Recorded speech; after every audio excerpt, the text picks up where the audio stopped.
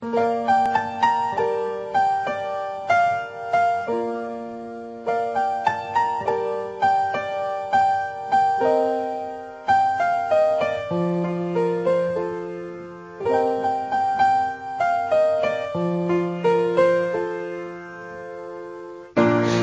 been living with a shadow overhead.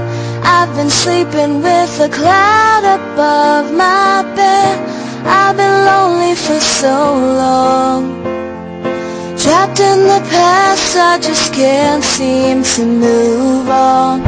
I've been hiding all my hopes and dreams away, just in case I ever need 'em again someday.